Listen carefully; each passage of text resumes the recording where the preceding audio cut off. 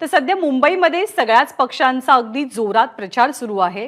शिवसेनेचे नेते गजानन कीर्तिकर यांच्या उमेदवारीची मध्यंतरी जोरदार चर्चा रंगलेली होती आणि याच विषयी बोलताना गजानन कीर्तिकर यांनी या चर्चांना दुजोराही दिलाय।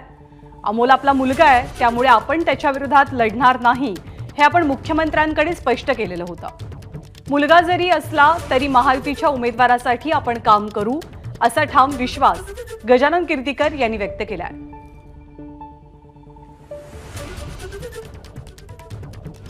आणि मी तिकडचा विद्यमान खासदार आहे। मग मी विचार केला की मी मुलाच्या विरोधात लढणार नाही।